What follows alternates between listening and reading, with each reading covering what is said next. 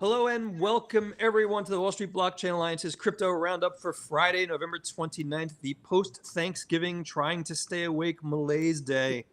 David, Josh, both good to see you both. Ron Quaranta here with my amazing co-hosts. Thank you everyone for tuning in. Before we begin, our usual disclaimers, please note that everything discussed should not be considered accounting, investment, legal, tax, or any kind of advice or investment recommendations about tokens. And then obviously everything David and Josh and I are talking about represent our own personal opinions and not necessarily the opinions of our respective firms. David, Josh, I'm still trying to recover from Fat Pants Day. I'm just going to say it, but how was your Thanksgiving? Mine was great, Ron. The weather's been great down here and spending time with some of my closest family, and my daughter and I flew down the other day, so very happy. Football games left a little bit to be desired, but can't have everything perfectly aligned. And Josh, when you take off to the private resort for the private chef to cook your private Thanksgiving dinner, how was it? Well, it wasn't very private at all. So, as you guys know, I went to the Poconos with my kids to Camelback so they could go to Aquatopia, and I could avoid cooking since I don't cook. But I enjoy it. And you can see it all over my face. Josh, David, good to see you both. For everyone in the audience, again, thank you so much for joining us. If you've got questions for David or Josh or I, please put them in the chat. We'll definitely try to address them. David, I wanted to kick off, and as everyone in the audience knows, the three of us text back and forth on a pretty regular basis. David, when we started prep and I sent some notes to both of you, I think it was Wednesday after our long lunch on Tuesday, which was amazing. I said, oh, market retreat and the crypto prices are pulling back. And of course, you and I get on the phone this morning and it's, holy crap, it's looking like 100K, maybe the run for this weekend. David, what are you seeing in the crypto prices over the past couple of days and leading into the kind of the broader holiday season?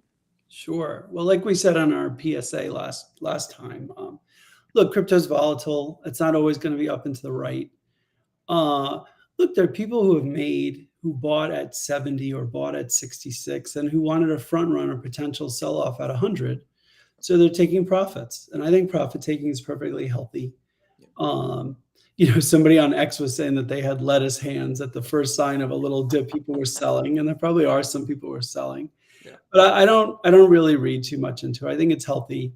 I do think that directionally speaking, we are up and higher, and that we will break through 100 either this month or next month, but just short, Ron, of our 125 bet. It would make me laugh if we got to like 120, 122, and then we retrace from there. Which means it's definitely going to happen, David. That's definitely going to happen. Josh, weigh in here as well. You're stuck on all the text messages we share talking about price. And for the audience, I just want to share, I had the deep privilege of having lunch with Josh and David in New York City as a prelude, a preparatory session, David, to the big steak dinner in January. And David ordered a beer, which was amazing. And Josh turned out to be the high fancy wine drinker, ordering a fancy Malbec. Josh, weigh in, my friend.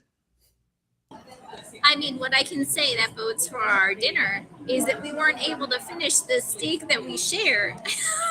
So well, it was the size of a Volkswagen. Which is really funny. Three. It's no joke. Shout out to Emma Channing. Go ahead, Josh. I'm sorry. Oh yeah, shout out to Emma. You're right. She still thinks 125 is possible. I am with Emma. It's looking like David and I might be cheap dates, given the amount of steak that was left over from our lunch. But yeah, so I'm just wondering, I saw an article just in the past day that it says XRP outperforms crypto majors as Japan yen strength signals Bitcoin trouble. That's an article on CoinDesk by Sharia Malwa. I'm just wondering, do you guys see that as well? Like, do you agree with that, or is that just? Well, I mean, I've got an opinion. I'm saying that first. So one thing, Ron, I think since it was lunch, you got off easy on that, but don't worry. At dinner, I'll be deep into the wine list, so don't worry about that. Dear God, this is terrifying. No 4-digit wines, Ron. We're not. Oh, okay. But all joking aside, look, XRP was trading, really off its highs for so long. So it was trading in the 50, 40, 50, 60 cent range. So now it's back at like $1.70. So it's retraced a lot, and its all-time high was 3 something. So I think as you look at that chart, it still has a long way to go, but it's a long way down from where it's been, whereas Bitcoin is right near its all-time high. So I don't think those are like the best ways to sort of compare one versus the other than to say that probably on a percentage basis, XRP has more room to run than Bitcoin does right now, just because one on an all-time high and one, much further below it. But also, I believe that Brad Garlinghouse is going to be speaking on 60 Minutes on Sunday night, or I guess a taped portion with him. And so I have a feeling people will be very interested in what he has to say. David, and I'm with you, but I just want to add one thing to that. How much of the XRP appreciation, and I don't know if I'm sure both of you did see the article, someone had posted recently that there's a chance the SEC suit against XRP is dismissed. Now, how much of that, David, Josh, do you think feeds into the rise of XRP? Well, I think a lot of it does. And look, in some ways, it makes sense. We're going to have a new chairperson, and I think there will be a whole-scale reevaluation of these cases that are brought. But the one thing I do want to mention, and I want to give a shout out to Jason Gottlieb and Jason Brett from the WSBA, when we had a meeting on this, is that whatever's going to happen is going to take some time, because we need a new commissioner. We need a new chairperson. We're going to need at least one more Democratic commissioner. And it takes time for these to come into place. Then we're going to need a new division enforcement head. And there's going to have to be some time spent formulating policy and deciding, what is the process that the SEC is going to go forward with in the new sort of administration. So I think this idea of the case being resolved shortly and or having an XRP ETF shortly is not, practical. Like, it may happen in 2025, but it'd really be towards the tail end of the year and not in the next 2 or 3 months. David, Josh, please weigh in on that. And I do want to add one other thing that actually popped up during our legal working group meeting on Monday. But Josh, do you agree? I do agree. I mean, I am wondering, I've heard that we may, as early as Monday, get a new SEC chair named. So that's exciting, just to think about in the midst of all of this. But I do agree. I mean, I don't know in terms of the litigation how long that will take to know whether the appeal will be continued or not. But I mean, I think not that I'm giving investment advice, this is not investment advice, but I would imagine that if the Ripple decision isn't appealed, we're going to see action on a lot of different types of tokens and a lot of different types of crypto ETFs. Josh, David, thank you both so much. David, I want to ask you one more question. One of the things that came up during our legal working group meeting on Monday in the news was Damian Williams, the U.S. attorney in the Southern District, announced his resignation coming up. And David, I know, knowing that you and Josh are not litigators, but we've got a lot of litigators that are colleagues. How important is that from the perspective of defendants in the crypto space? And I'm not sure that that's an important topic enough, but it is important to understand how different offices and different districts approach crypto enforcement actions. David, do you have any thoughts about that? Well, I do. And for starters, again, we're going to have a new administration. So it's it's typical to see the prior heads of different parts of the agency sort of, resign and give the chance for the new president or president-elect in this case for the second time to nominate his own people. Look, I think the DOJ and the SEC work closely together. And so I think a lot of the actions that they're going to bring are going to be coordinated. And so I think there's going to be an overarching policy, and I think the two agencies will work together on prosecuting the cases that they think are important. And look, there still is fraud in the industry, and there's still going to be bad actors. And we want the SEC and the DOJ to be really, vigilant about finding them and, safeguarding people's assets. So I do think they'll be busy. I just don't think that they're going to be bringing these cases that we think are really more, regulatory focused or more focused on sort of the ecosystem, not for, fraud or any impropriety, but more because there was a view that, these token projects weren't following the law as Chair Gensler saw it. Yeah. Josh, do you want to weigh in on that? You're on mute. This is what she gets for traveling to resorts. Yeah. That's okay. Yeah, no, I mean, it's probably getting boring to say this, but I agree with David. I mean, I think also, as we've talked about, whoever the new SEC chair is going to have as the head of enforcement is going to have a big impact. I think certainly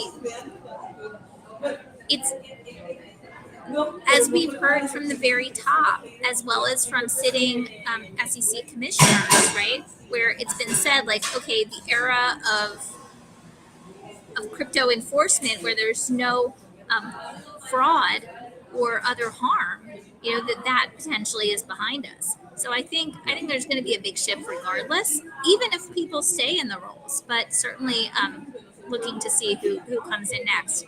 I am really excited though to talk about one of the changes, that has come up, but it's come up through the courts, which is the tornado cash. Go for it. Yep. Position. So folks at home, and you guys, of course, have seen, I'm sure, that the Fifth Circuit overturned the Van Loon decision, and basically said that OFAC, exceeded its statutory authority under IEPA, if that's how you say it, right? And that smart contracts weren't property. So if you may recall, some of the litigation around Tornado Cash had to do with whether the statutory authority has to be a person, an entity, or property, right? And here, none of the above. So, I mean, it'll be interesting to see what happens next, but that's a big win. Josh, go ahead. Go ahead. Sorry.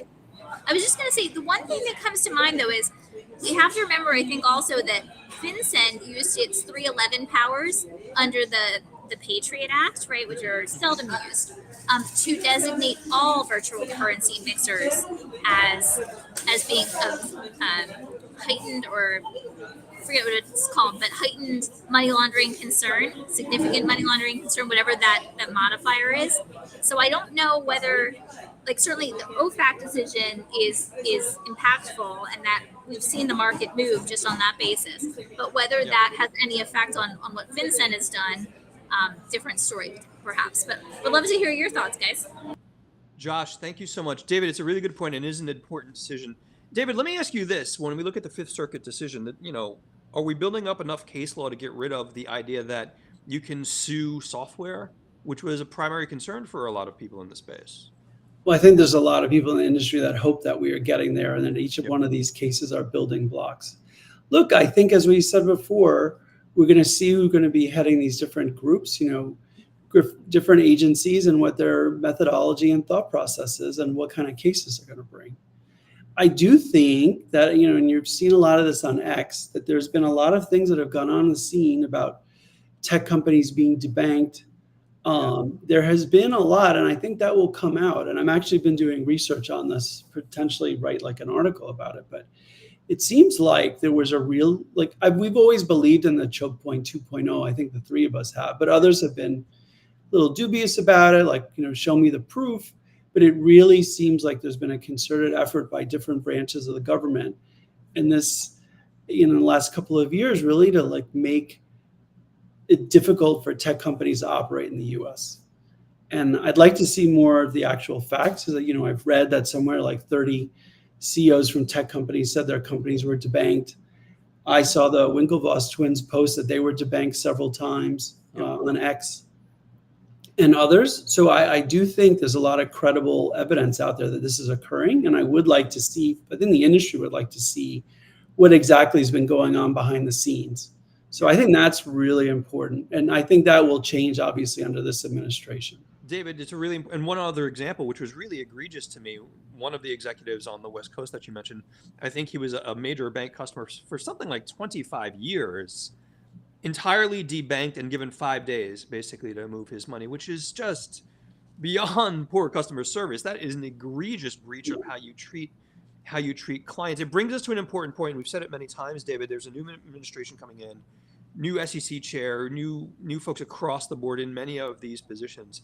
And, aside from the theater of investigations, do you think a new administration will investigate debanking based on the work of the prior administration?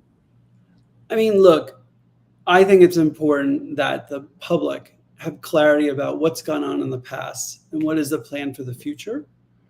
But, look, a lot of these banks are regulated entities. And if the regulators were leaning on these banks to debank crypto companies and other tech companies, we have a right to know. Like, again, the regulatory regime does work for the people. Like, ultimately, government is for the people.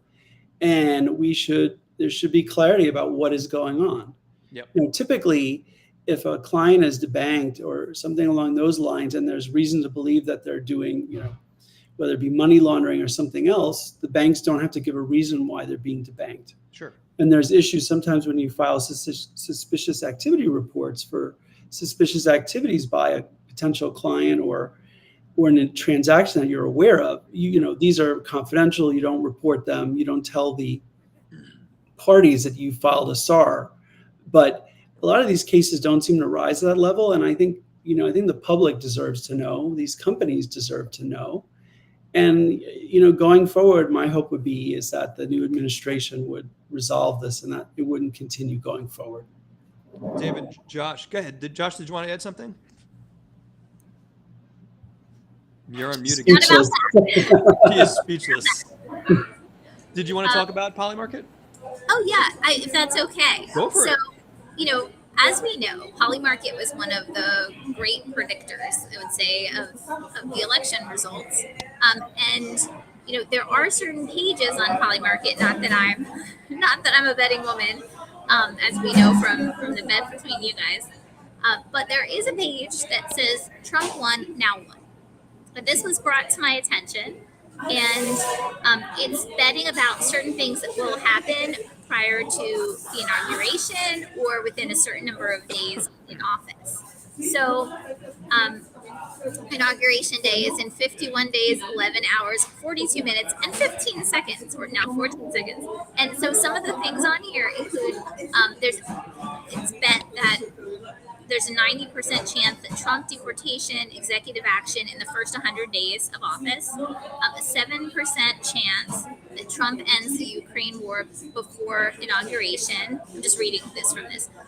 63% chance that Trump ends the Gaza war by first 100 days. 40% chance that Trump ends taxes on tips.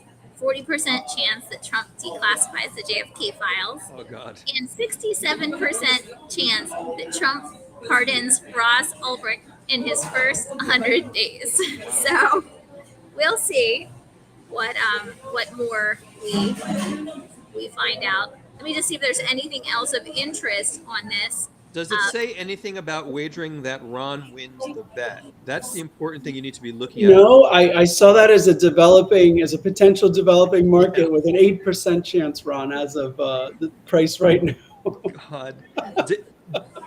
Josh, go ahead. I want to move forward. But what I do see is that there's a bet on who will replace Marco Rubio as Florida senator, but I don't see David's name on there. I think he can be a write-in candidate, Josh. David, Josh, there's lots to cover, and I know we've only got about 10 or 12 minutes left. It's the Leftovers Friday after Thanksgiving edition of the Crypto Roundup. David, we've got to talk about a couple of different things, certainly economic news. We did have some economic data this week. Personal consumption expenditures, which is the Fed's preferred measure of inflation, as well as CPI, I believe. There's certain data. And it's interesting, David, you and I were talking about this off camera, where you look at some of the economic analysis, and you'll see some economists say, well, things are on track. It looks like inflation is under control. And you can easily look at other analyses that say inflation's ticking up. It's stickier than we think. The Fed's not going to cut interest rates next month. And David, I'm sort of in that camp, which weighs on macro and weighs on things like Bitcoin, for example. David, am I wrong? No. Look, we've talked about this all year. Yep. There are sticky costs that exist, that people are paying on a regular basis that really hit lower and middle income workers harder. Like I said to you before, like when I was in New York, there's certain places, if you bought food, if you use a credit card, you had to pay an extra 3.8% surcharge, because that surcharge that the companies or the restaurants or stores were paying are now being passed on to the customers. So just think about that a lot of people who are buying food at different places are being passed on 3 to 4%, fees. There's your 4% interest right there on like day-to-day goods, and it's not even including rent and other food and groceries in general. Look, we're like looking at raises off a very high base. So I think things are continuing to cost more. Maybe the rate of inflation's slowing down, but it is very sticky. And I think also you have to look at anchors. And what I mean is, if you've anchored like a rent for an apartment at $2,500, you might give somebody a month free to rent that apartment, but you're not looking to like lower the rent down. So Right. I think you're really seeing prices being very sticky, and even 2 to 3% or 4% on top of that is still meaningful, especially for the lower and middle income workers. David, that point being said, and Josh, certainly chime in. Are you looking at when us not having a Fed interest rate cut in December? And in my mind, that's not great for risk on assets. I mean, yeah, I don't see the reason why we would get one. I think the bond market is telling you, especially like the 30-year is almost still at 7, that, Yep. it's nice that they cut the last time, but, they're not pricing it in. I don't necessarily see it as an issue for Bitcoin in the short term, because I think there's a lot of momentum in our space. There are a lot of people who are looking to buy. We have companies buying and putting it on their balance sheet. We have, sorry for the noise in the background. That sounded like someone blowing up a helium balloon. like I just got to tell you. Elephant. I think the extra bedroom door probably needs a little oiling, but I think that all joking aside, I think that there's a lot of interest. We're seeing miners buying Bitcoin, putting on their balance sheet. MicroStrategy still buying more. There's this meeting Michael Saylor is supposedly having with Microsoft about buying for their balance sheet. Yeah. And I think the other thing that we haven't talked about much is I think that certain asset managers are going to want to have some exposure to the ETFs on their books for the end of the year, so they can show their clients that they are, they've moved to the future and now are diversified appropriately. Yeah. So no, I don't see this one as bearish personally. But Ryan, I know you have a view on this. What do you think? Do you think we're going to cut? No, I think we're not going to have an interest rate cut in December, barring some significant new data that comes in. And David, I'm going to go back to something the three of us talk about a lot. It's not the data, it's the revisions. I'm going to want to see what are the November revisions to some of this data. But the way the data looks right now, we're not going to have an interest rate cut in December. And I think that's arguably fine for crypto assets. I think there's a lot of momentum. But David, you raised something that I want to bring up. And Josh, I want to get your perspectives on it as well. You raised MicroStrategy. And again, nothing we discuss is investment advice. They want to market again to buy a significant number of Bitcoin. I don't even remember the amount of Bitcoin that they own, but it's not insignificant. And when you look at MicroStrategy's equity price, David, they're up 500% in, I think the period of time is a year. Someone in the audience, correct me if I'm wrong. And they still have the majority of analyst ratings or buys on MicroStrategy. David, I don't mean, I generally don't short, and this is certainly not investment advice. You've got to imagine some folks, some short or selling or circling. Yeah, look, anytime a stock has gone up so much, it garners interest from both the long and the short side. Yeah. I think the thing here we have to remember is, don't get so much caught up on the stock price of a certain stock, but what are the earning? What is the PE ratio? Because ultimately, whatever that is it should be reflective of what the price is, and it gives you a way to determine, what the value is. And the way I look at it is I think there's a lot of companies that want access to Bitcoin, but they can't hold it on their balance sheet. Some can't custody it depending where they are. And MicroStrategy is a way to get exposure to Bitcoin. And I think we've seen some very big insurance companies that are buying these bonds, these convertible bonds. And so, I'm not going to it's not my place. I'm certainly not an analyst on the MicroStrategy stock. But look, sure, he's got a very clear thesis. He's very transparent about what he's doing in the marketplace. And I think, people are making bets accordingly. And that's how our markets are supposed to work. So, look, I think it's, right now he's been a really good evangelist for the space. Mm-hmm. And I think it's good that corporates who want exposure can get it through his converts or buying the stock. But I think the premium lies in that there's still a number of companies that can't get exposure except through maybe owning the ETFs and owning his stock or the converts. Mhm. And so until that they can hold it on their own balance sheet or feel comfortable with that, this is a proxy for Bitcoin. And David, that's reflected in the inflows for the BTC spot ETFs, which I think hit an all-time high this week. Josh, weigh in here. When you buy the 6th or 7th real estate, are you waiting for an interest rate cut in December? So I mean, it's interesting because, again, I share the view of David, although certainly less informed about certain of these economic issues.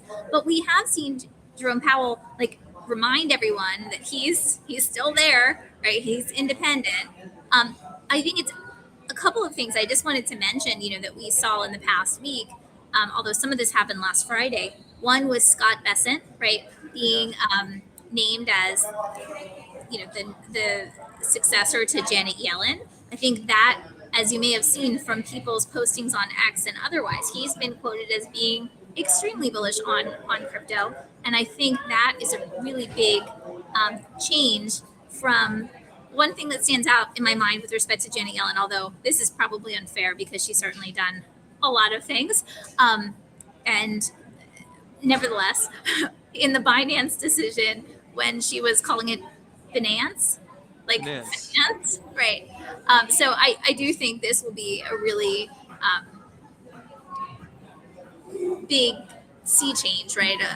With this appointment of a billionaire hedge fund person who's very crypto friendly. Yeah. I also wanted to mention just a little plug for some, as well as to bring up some other things on the CFTC's GMAC committee's subcommittee on digital assets. Just within the past week, a few things happened. One is the CFTC GMAC approved the recommendation to include tokenized non-cash collateral. So the CFTC for a long time has permitted non-cash collateral of different forms, and now sort of moving forward with the ability to have distributed ledger technology, aka blockchain related collateral. And at that same meeting, Chris Perkins from CoinFund presented on a proposed utility token definition and treatment, which many of us contributed to, and which I should just plug Cheryl Isaac at KNL Gates, who really did the lion's share of supporting the work on that and the drafting. But I think a number of folks in the industry contributed to that, and it's one more step forward. So Really good point, Josh. And Josh, it sounds like your personal barista is making your second cappuccino in the background. And shout out to Emma Channing, and thank you for the slight heart attack. I thought I quoted the data so completely wrong, and I was going to say I'll never give a percentage again. Emma, thank you for the correction. 386 today's price. 1 year ago it was $49 MicroStrategy. David, Josh, really good conversation. I know we've got a couple of minutes left. David, I want to come back to you with one other thing. And for everyone in the audience who's not aware, David and I and Josh often share images of our contrarian indicator. David, can I call it the Kramer contrarian indicator? Sure. And for everyone in the audience, I had seen a posting that Jim Cramer, with all due respect, CNBC analyst and broadcaster, noted that every portfolio should have some percentage of crypto, which immediately made my heart sank, simply because every time he quotes that you should do something, that thing absolutely collapses into a fiery heap. David, am I overly worried for nothing?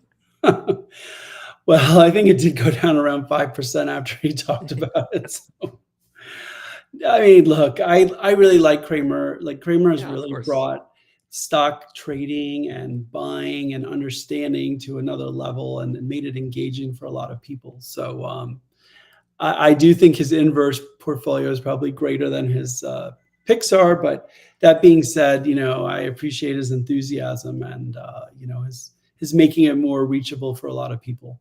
But I still think Bitcoin's a buy for the longer term, if we're going to take some of his terminology. I'm with you, my friend. Josh, you were saying something. Go ahead. What do you think it means? Like, do you think at this point, when he says it, it's just like everyone's doing it just to prank him, or like no, it's really like crazy that every time he's bullish on it, it is a or David, do you want to tell her? No, you can tell her, Ron. It's just historically, and again, all due respect to Mr. Kramer, there are certain calls that have been just really wrong calls. And in fairness, that happens for everybody. But we don't. Some people don't have that quite big a platform as Mr. Kramer does, and it's basically a running meme joke. David, I know, I do know that, but I'm just wondering, like, why is the meme true? Like, why is it continuing? Like, why, if it's like risen to the level of a meme, like, why don't people say like, okay?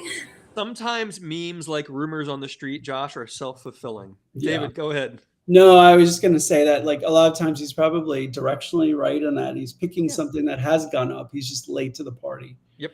And now, people like view his as like a topping signal for whatever it is that he's recommending. So there's nothing more terrifying than getting a Jim Cramer meme from David Brill. Just so nothing scares a grown man more. David, Josh, we're just about at time. Emma and everyone in the audience, thank you all so much for joining. Josh, when is the Gulfstream picking you up to fly you out?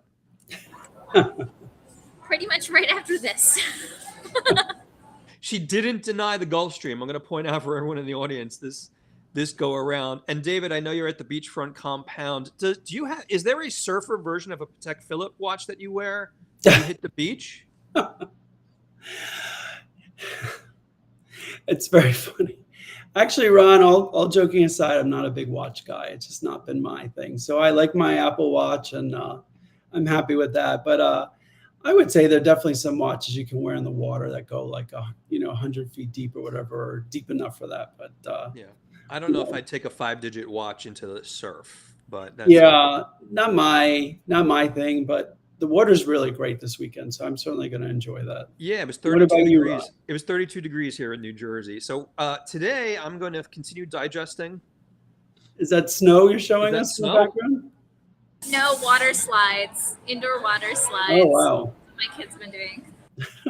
I am preparing for a couple of things. We've got some remaining working group meetings for the balance of the year, David. And also we have the WSBA annual holiday party coming up on December 11th for WSBA members. Looking forward to seeing so many of them.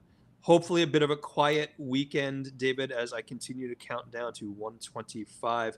David, Josh, we're going to leave it there. For everyone in the audience, thank you so much for joining us. We're going to have a special guest next week as part of our broadcast. She may or may not know it yet, but we will get a note out to her. David, Josh, good to see you both. She knows it. You will be getting the invite and the email soon. We're really looking forward. David, Josh, let's leave it there. For everyone in the audience, have a great rest of the day. Have a great weekend, and we will be